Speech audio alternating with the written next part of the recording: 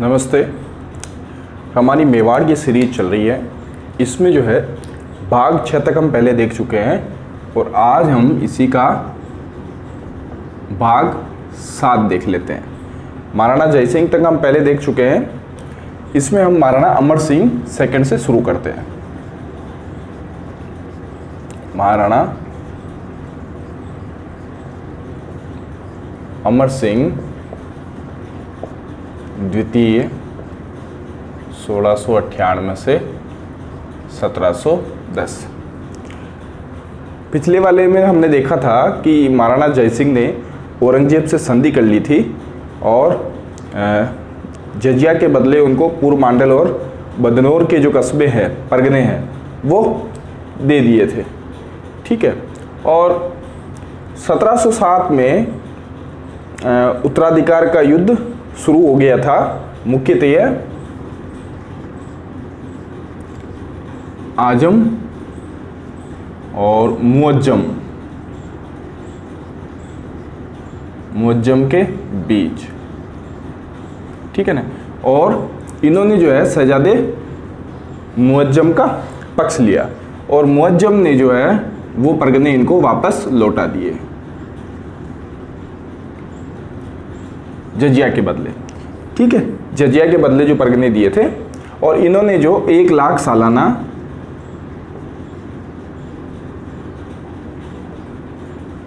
आय देना स्वीकार कर लिया। ये तो हो गया मुगलों का मामला।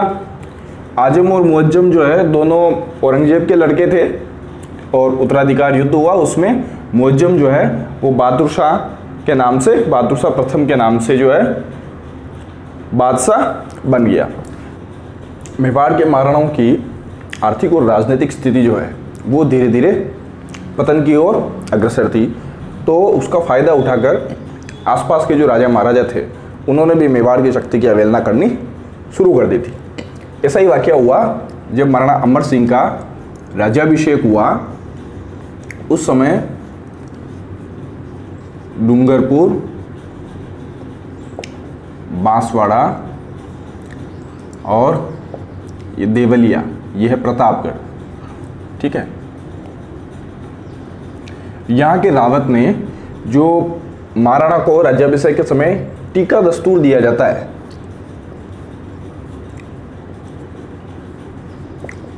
वो नहीं दिया। इससे महाराणा बड़ा क्रोधित हुआ और अपनी शक्ति का एहसास दिलाने के लिए महाराणा अमर सिंह ने इन तीनों पे आक्रमण किया और यहाँ से दंड और हर्जाना वसूल किया। तो अमर सिंह सेकंड ने वापस इनके आसपास के राज्यों को मेवाड़ की शक्ति का एहसास कराया। ठीक है। अब अपने को ध्यान में 1707 में मुअज्जम जो है वो बहादुर शाह प्रथम के नाम से मुगलों की गद्दी पे बैठ गया था। लेकिन अब औरंगजेब के अंतिम समय में मुगलों का वो दबदबा रहा नहीं था। ठीक है। और उधर हमको ध्यान में है कि बहादुर शाह जो है वो जयपुर और जो जोधपुर है उनसे भी नाराज चल रहा था। तो महाराणा अमर सिंह ने यानी मेवाड़, जोधपुर, मारवाड़ और जयपुर, इन तीनों ने मिलकर एक समझौता किया। उस समझौता का नाम है देबारी का समझौता। तो 1708 में देबारी का समझौता किया।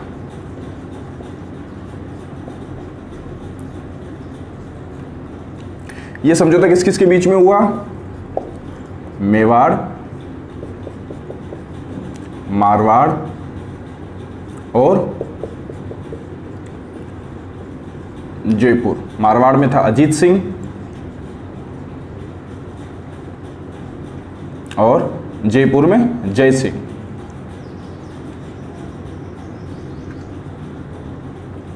इस समझौते की जो है प्रमुख शर्तें क्या थी? पहली शर्त तो थी कि राजकुमारी चंद्रकुमारी,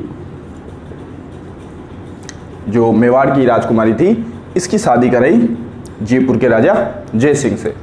और सबसे महत्वपूर्ण बात यह है कि ये आशा की गई कि इन दोनों का जो पुत्र होगा वही जो है जयपुर की गद्दी का अगला वारिस होगा।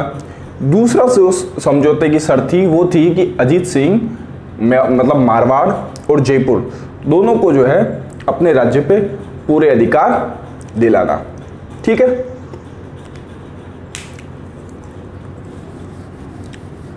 अब इन सब कामों से क्या हुआ कि सैन्य खर्च बढ़ गया, तो सैन्य खर्च वसूलने के लिए प्रजा पे ज़्यादा कर लगाए और उससे जो है नाराज होकर लगभग ऐसा आता है कि 2000 भाटों ने वो आत्महत्या कर ली। मतलब कर जो है इतने ज़्यादा बढ़ा दिए गए। और महाराणा अमर सिंह सेकंड के समय में जो है सरदारों को इन्होंने 16 और 32 इन दो श्रेणियों में विभाजित किया। यानी 16 जो है वो प्रथम श्रेणी के सरदार थे और 32 जो है वो द्वितीय श्रेणी के सरदार थे। इनमें विभाजन करने के साथ साथ जागीरों को भी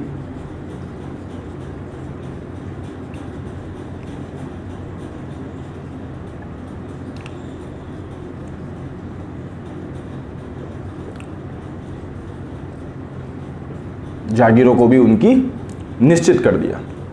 तो और आय बढ़ाने के लिए इन्होंने क्या किया, अपने जो परगने हैं मेवाड़ के, उनका प्रबंधन,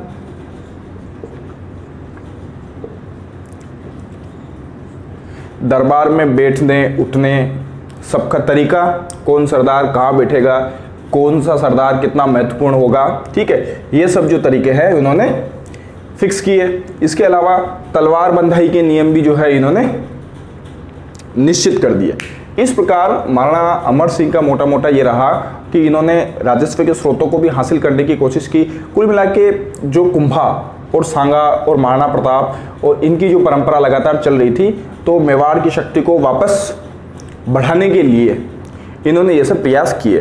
क्योंकि औरंगजेब की मृत्यु के बाद जो है वो लगभग पूरे भारत में अनिश्चितता फैल चुकी थी, तो उसी का लाभ उठाकर महाराणा अमर सिंह ये चाहते थे कि मेवाड़ का जो दबदबा उस समय हुआ करता था, वो जो दबदबा है वो वापस इनको प्राप्त हो जाए।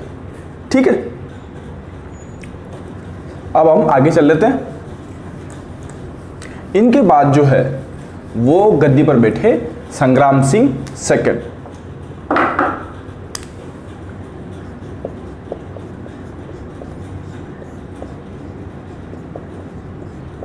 संग्राम सिंह द्वितीय 1710 से 1734 तक। संग्राम सिंह सेकंड में जो राजस्थान में सबसे बड़ा परिवर्तन हुआ वो था कि राजस्थान में मराठों का आगमन हो गया।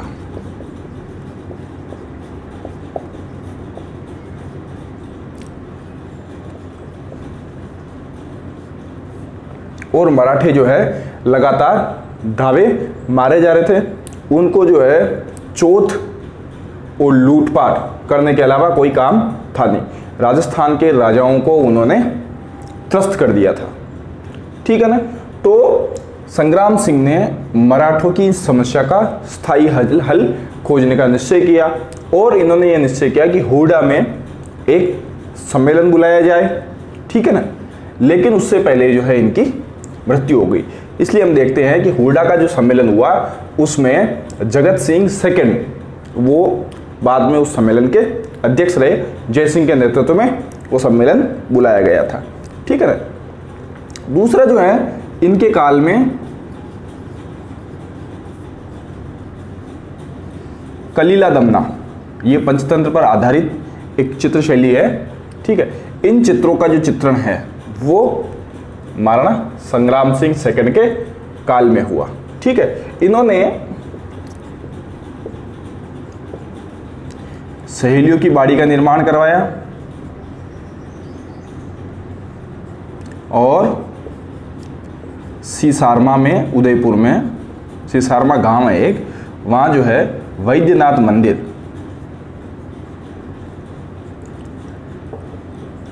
मंदिर का निर्माण करवाया। इस वैद्यनाथ मंदिर में एक प्रशस्ति भी लिखवाई गई, उसको हम वैद्यनाथ प्रशस्ति कहते हैं। इस प्रशस्ति के जो रचयिता थे वो थे रूप भट्ट।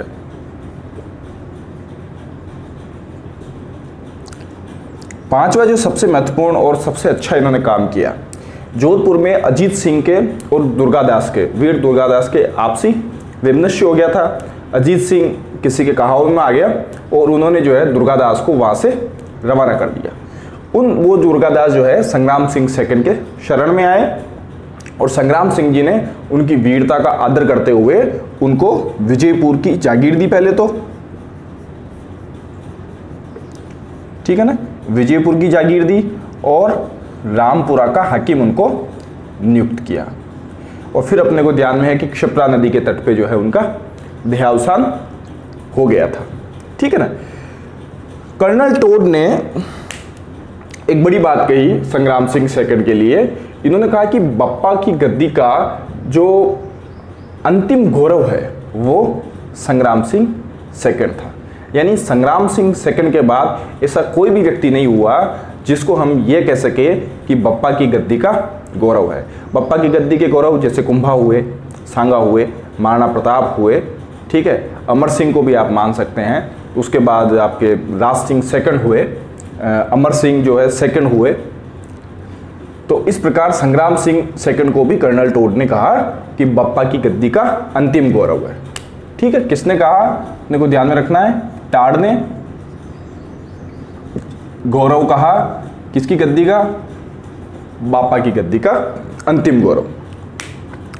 जैसा कि अपने को ध्यान में है कि मराठों की समस्याओं का हल निकालने वाले थे, लेकिन उसी समय इनकी मृत्यु हो गई। तो इसके बाद जो जगत सिंह सेकंड राजा बने हैं, के बाद बने थे जगत सिंह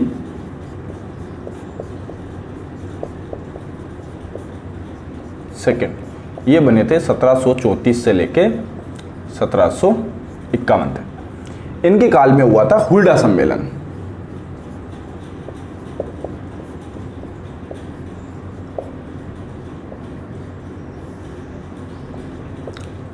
ठीक है, हुल्डा सम्मेलन हुआ, कब हुआ था ये, 1734 में।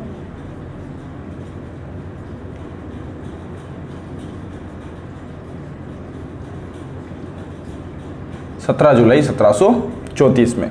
इसमें राजस्थान के लगभग सारे राजा महाराजे हुए थे।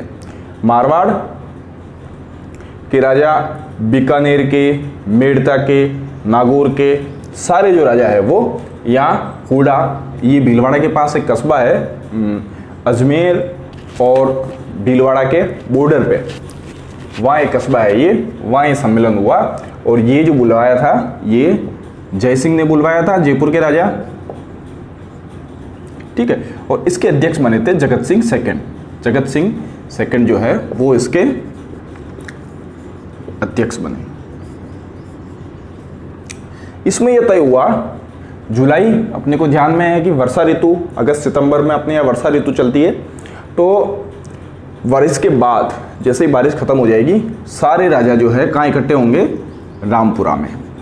रामपुरा जगह है भीलवाड़ा में, वहाँ इकट्ठे होंगे और फिर मराठों के खिलाफ एक संयुक्त मोर्चा बना के मराठों को राजस्थान से बाहर निकाल देंगे।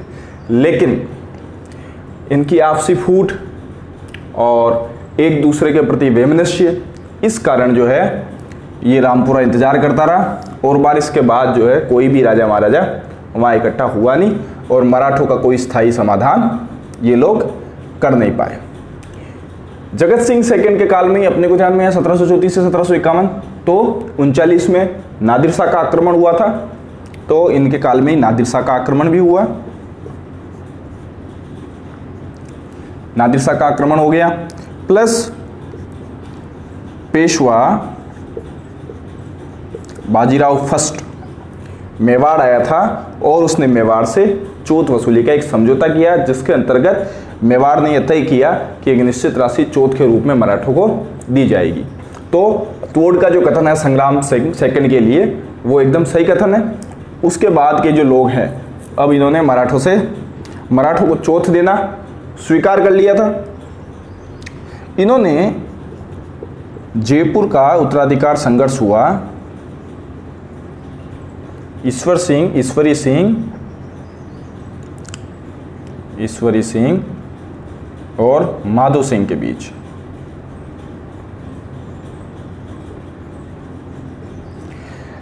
इसमें इन्होंने माधो सिंह का साथ दिया। और माधो सिंह का साथ इन्होंने दिया और ईश्वरी सिंह और माधो सिंह के बीच एक युद्ध हुआ, राजमहल का युद्ध। ये टोंक में है, राजमहल का। ये हुआ 1747 में। ठीक है, इसमें जो है मेवाड़, हाड़ौती और मल्हार राव होलकर, ये तीनों संगठित होकर किसके खिलाफ? ईश्वरी सिंह के खिलाफ इन्होंने युद्ध किया और ये जो राजमहल के युद्ध में हार गए। और ईश्वरी सिंह जो है वो इस युद्ध में विजयी हुआ। जब हम जयपुर का इतिहास देखेंगे तो उसमें देखेंगे कि किस तरह एक ईसल लाट का निर्माण ईश्वरी सिंह जी ने उस समय जयपुर में करवाया था। ठीक है, तो 1751 में इनका देहावसान हो गया। इनकी मृत्यु के बाद थोड़े थोड़े समय के लिए राजा गद्दी पे रहे। उनमें थे प्रताप सिंह सेकंड,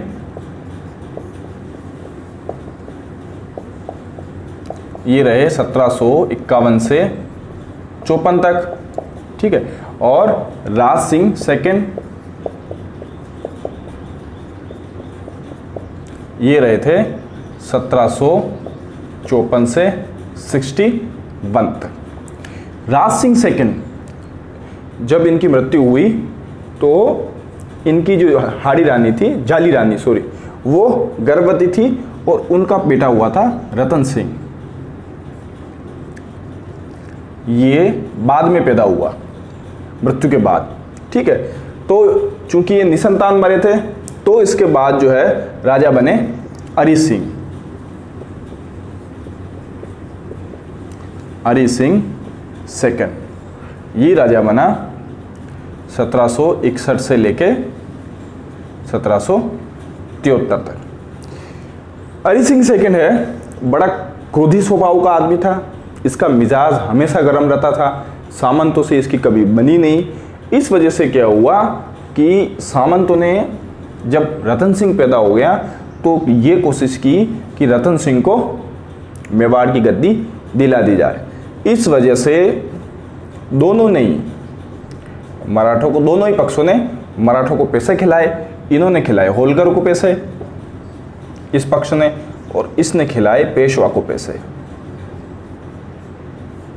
ठीक है, इस प्रकार ये जो कालखंड है मेवाड़ के इतिहास का, ये मेवाड़ के इतिहास में घोर पतन को दर्शाता है। मेवाड़ के इतिहास की जो परंपरा रही है, मेवाड़ के इतिहास में जो गौरवपूर्ण क्षण रहे हैं, वो अब जो है दिखना मुश्किल हो गए थे। ठीक है ना, और इसी झगड़ालू स्वभाव के कारण इसने बागोर के नाथ सिंह सरदार था और सलूम्बर का रावत जोत सिंह, इन दोनों की इसने हत्या करवा दी थी। और इसकी भी, अरी सिंह की भी जो हत्या है वो हाड़ा, ऐसा आता है कि हाड़ा सुरजन सिंह ने शिकार खेलने के दौरान इसकी हत्या कर दी थी। ठीक है, अरी सिंह के बाद जो है वो बना अपना भीम सिंह। वैसे भीम सिंह जी 78 से बने थे, तो हमीर द्वितीय जो है वो कुछ समय के लिए 73 से 78 तक राजा रहा, पर उसका काल, ऐसा कोई महत्वपूर्ण ऐसी घटना उसके काल में हमको देखने को मिलती नहीं है। इसलिए हम अरी सिंह सेकंड के बाद सीधा भीम सिंह को, महाराणा भीम सिंह को देख लेते हैं। महाराणा भीम सिंह, इन महाराणाओं के जीवन को देखते हुए लगातार हमें ऐसी घटनाएं देखनी पड़ती है जिसकी वजह से मेवाड़ को जो है शर्मिंदा पे शर्मिंदा होना पड़ा। और भीम सिंह के इतिहास में तो है, हमको कृष्णा कुमारी का ऐसा कांड देखना पड़ता है जिसकी वजह से मेवाड़ को इतिहास में जो है कलंक का सामना करना पड़ा। अब भीम सिंह राजा बना 1778 से लेके 1800 28 तक। ठीक है, तो 1818 में भी यही शासक था। जब सहायक संधियां की गई तो अंग्रेजों से इसने संधि कर ली 1818 में, क्योंकि हम देख रहे हैं कि लगातार अव्यवस्था फैलती जा रही थी और सिंधिया और होलकर जो है मराठे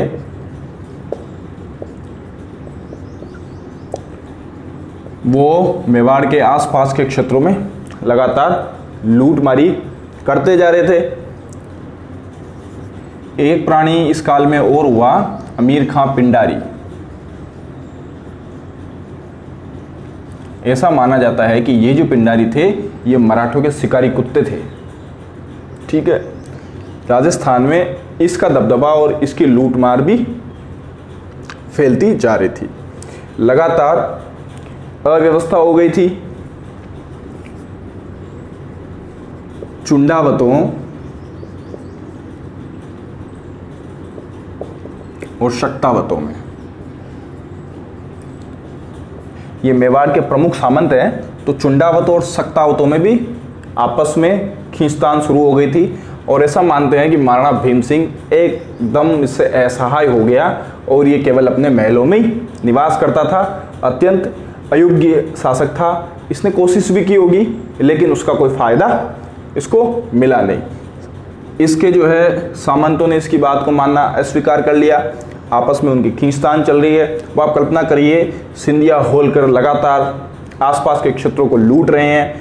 अमीर खां पिंडारी जो है वो भी दबाव डालकर मेवाड़ से जो है जितना राजस्व हो सके वो उतना वसूल कर रहा है। इस दौर में मेवाड़ की एक राजकुमारी थी कृष्णा देवी, कृष्णा कुमारी। इसकी उम्र थी उस समय 16 साल। 16 साल की उम्र में कृष्णा कुमारी का जो विवाह है वो तय कर दिया जोधपुर के राजा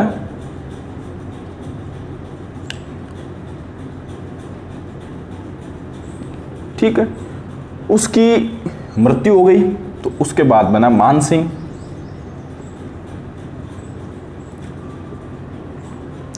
जोधपुर के राजा की मृत्यु होने के बाद इन्होंने कृष्णा कुमारी का जो सगाई है वो जयपुर के जगत सिंह सेकंड से तय कर दी। और जोधपुर के महाराजा के मृत्यु के बाद वहाँ इसका भाई मान सिंह राजा बना। ठीक है ना। और मान सिंह ने कहा कि जब एक बार किसी भी लड़की का ठीका जोधपुर मारवाड़ राजघराने में आ गया तो अब शादी जो है वो हमारे यहीं होगी। लेकिन महाराणा ने जगत सिंह सेकंड के साथ उसका विवाह तय कर दिया गया था। अब जो है इन दोनों राजाओं में प्रतिष्ठा बचाने के लिए होड़ लग गई। तो जगत सिंह सेकंड ने क्या किया, जोधपुर के राजा को घिंगोली का युद्ध हुआ, ये हुआ था 1807 में। ठीक है, घिंगोली का युद्ध हुआ। इसमें अमीर खां पिंडारी जो है वो जगत सिंह के साथ था।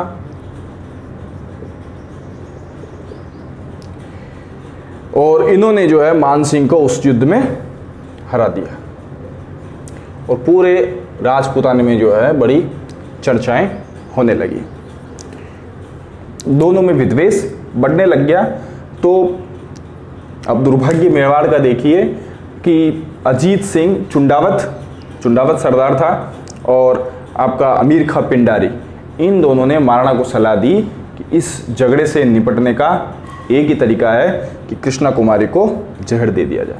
ठीक है, तो 17-18 साल की छोटी सी कन्या उसको जहर देकर मार दिया गया। 1818 में भीम सिंह ने अंग्रेजों से सहायक संधि कर ली और कर्नल टोड जो है वो पॉलिटिकल एजेंट बनकर भीम सिंह के दरबार में आ गया। अब भीम सिंह के शासनकाल में एक चारण कवि था किस्ना आढ़ा।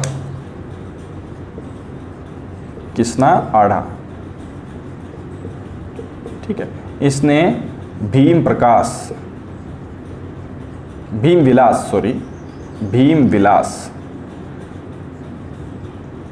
एक चाटुकारितापूर्ण ग्रंथ की रचना की। और ऐसा मानते हैं कि टोडगढ़ और भोमगढ़ के जो किले हैं वो भी महाराणा भीम सिंह के काल में ही बने हुए थे। ठीक है,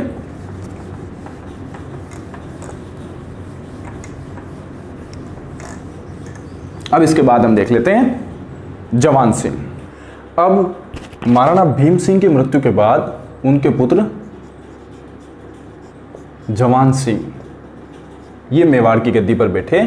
ये अल्पकाल के लिए ही रहे, 1828 से लेके 1838 तक। ठीक है, इन्होंने पिछोला की तट पर जल निवास महलों का निर्माण करवाया। जल निवास महल पिछोला के तट पर। तो इनके कोई भी पुत्र नहीं था। तो फिर इन्होंने क्या किया, बागोर के जो शासक थे शिवदान सिंह, इसके पुत्र सरदार सिंह को इन्होंने गोद ले लिया। तो हम देखते हैं कि ज़्यादातर शासक जो है इस काल में वो बागोर ठिकाने से गोद लिए गए हैं। ठीक है, तो सरदार सिंह राजा बने। ये और ही कम समय के लिए रहे, 1838 से लेके 1842 तक। इनके काल में ऐसा कुछ हुआ नहीं विशिष्ट, केवल भीलों के उपद्रव बढ़ गए थे। इस वजह से मेवाड़ भील कोर की स्थापना हुई 1841 में। ठीक है, मेवाड़ भील कोर की स्थापना हुई पॉलिटिकल एजेंट की सलाह पर। अब सरदार सिंह के भी कोई पुत्र था नहीं, इसलिए इसकी मृत्यु के बाद सरदार सिंह का छोटा भाई स्वरूप सिंह वो मेवाड़ की राजगद्दी पर बैठा।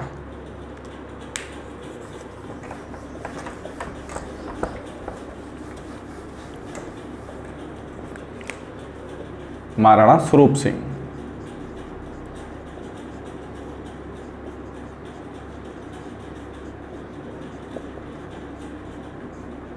अठारह से 1861 तक। ठीक है, ये सरदार सिंह के छोटे भाई थे। सबसे पहला इन्होंने काम क्या किया, स्वरूप शाही सिक्के चलाए। ठीक है, ये होते थे चांदी के, और ये 1 रुपये, आधा रुपया, पाव रुपया और 1/8। ठीक है, आने इस प्रकार के 4 सिक्के इन्होंने चलाए। क्यों चलाए? क्योंकि इस समय जाली सिक्कों की बड़ी समस्या हो गई थी और व्यापार का भी उससे नुकसान हो रहा था। तो जाली सिक्कों और व्यापार के नुकसान से बचने के लिए इन्होंने स्वरूपशाही सिक्के चलाए। अब इनके काल में जो है, स्वरूप सिंह जी के काल में 1844 में कन्यावध, 1853 में डाकन प्रथा, 1861 में, अब ये जो है ये काल इसका अंतिम काल माना जाता है, इसलिए कुछ लोग इसका श्रेय शंभू सिंह के काल में भी मानते हैं, क्योंकि 1861 में इनकी मृत्यु हुई थी। सती प्रथा का अंत भी हुआ 1861 में। लेकिन महाराणा स्वरूप सिंह के जो है साथ में इनकी एक पासवान थी, एंजाबाई, वो सती हुई थी और ऐसा मानते हैं कि वो इस राज परिवार में अंतिम सती हुई। उसके बाद इस राज परिवार में हमें किसी राजा के साथ कोई भी सती देखने को नहीं मिलती है। ठीक है ना। तो महाराणा स्वरूप सिंह के साथ जो है ये एंजाबाई सती हुई थी 1861 में। तो आप ये मान सकते हो कि 1861 में सती प्रथा का इन्होंने रोक लगा दी। और हम ये भी देखते हैं कि 1861 में जब शंभू सिंह को राजा बनाया तो शंभू सिंह अल्पवयस्क था, तो शंभू सिंह का जो सारा राजकाज है वो पॉलिटिकल एजेंट के नेतृत्व में एक रीजेंसी काउंसिल देखती थी। तो हो सकता है कि उसी ने जो है सती प्रथा पर रोक लगाई हो। पर अपने को ध्यान में रखना है कि 1861 में सती प्रथा पर रोक लगी थी। स्वरूप सिंह के काल में जो है अपन शुरू से देखते आए हैं, चुंडावत सख्तावत भी लड़ रहे थे, इन्होंने महाराणा का कहना मानना भी बंद कर दिया था। तो महाराणा और सरदारों के, सामंतों के जो रिश्ते हैं वो दिन प्रतिदिन खराब होते जा रहे थे। तो इस समस्या के समाधान के लिए 1854 में एक कोलनामा तैयार किया गया। ठीक है, ये कोलनामा जो है उस समय यहाँ का एजीजी था Patrick Lawrence, George Patrick Lawrence. उसने तैयार करवाया ताकि महाराणा और उसके सरदारों के बीच में समझौता हो सके। लेकिन कई सारे सरदारों ने जो है उस पर हस्ताक्षर करने से मना कर दिया, इसलिए जो है इस कोलनामे का कोई ज़्यादा महत्व रहा नहीं। 1857 की क्रांति भी इसी समय हुई, इसी के समय, और इस क्रांति में जो है वो महाराणा ने अंग्रेजों का साथ दिया था। ठीक है, 1861 में इसकी मृत्यु हो गई थी। इसकी जब मृत्यु हुई तो ये भी निसंतान था, इसलिए महाराणा स्वरूप सिंह की मृत्यु के बाद स्वरूप सिंह के भाई का पुत्र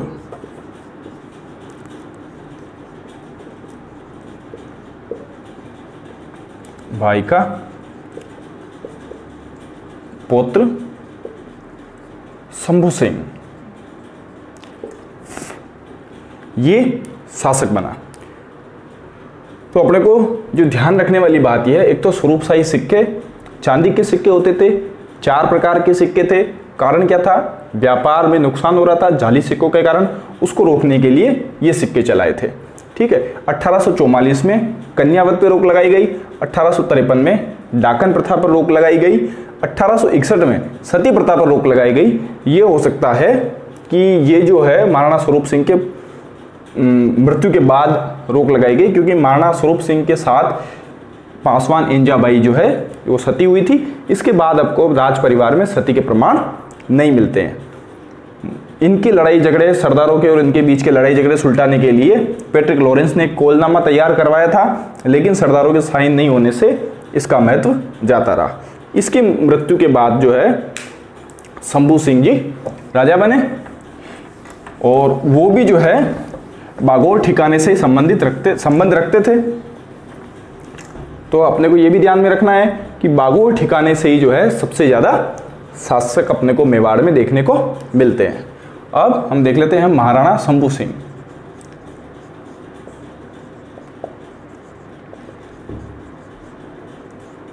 इनका काल रहा 1861 से 74 तक।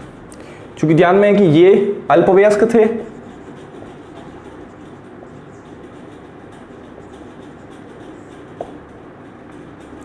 तो मेजर टेलर की अध्यक्षता में एक रीजेंसी काउंसिल, इसका गठन किया गया ताकि मेवाड़ का राजकाज सरलतापूर्वक चल सके। तो अप्रत्यक्ष रूप से हम देख सकते हैं कि मेजर टेलर के नेतृत्व में ही मेवाड़ का प्रशासन चल रहा था, और इसी समय जो है कई सारी कुप्रथाओं पर भी रोक लगाई गई। उनमें से जैसे सती प्रथा, ठीक है, दास प्रथा, बच्चों का क्रय विक्रय,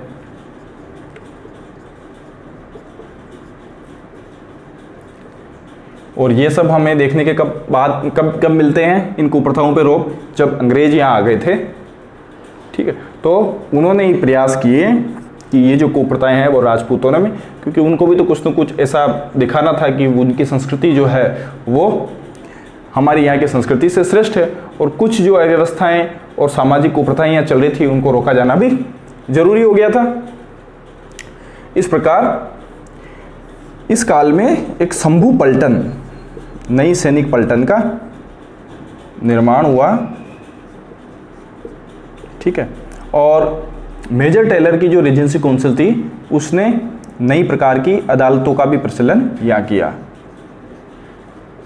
जिनमें दीवानी और फौजदारी अदालत थी। तो यहाँ के जो महाजन थे, एक महाजन था चंपालाल। महाजनों के नेतृत्व में इन नई अदालतों का बड़ा विरोध हुआ और कहते हैं कि सारे महाजन जो है रीजेंसी काउंसिल के दफ्तर पहुंच गए, लेकिन चूंकि ये जो न्यायिक व्यवस्था है ये पूरे भारत भर में ही उस समय अंग्रेज सुधार के मूड में थे, तो इनका कोई हल निकला नहीं। ठीक है। और शंभू सिंह जी के काल में मेवाड़ में बड़ी घातक समस्याएं हुई, अकाल और हैजा इसका बड़ा प्रकोप रहा और इनको जो है वो grand commander of star of India ये उपाधि दी गई, grand commander star of India. और 1774 में इनकी जब मृत्यु हुई तो इनके साथ कोई भी सती नहीं हुई। ठीक है। तो स्वरूप सिंह जी के काल में ही लास्ट सती के प्रमाण अपने को मिलते हैं। ठीक है ना। अब इसके बाद हम देख लेंगे अगले वाले भाग में सज्जन सिंह। ठीक है। तो इस भाग 7 में हम यहीं तक देख लेते हैं और मिलते हैं एक नई वीडियो में।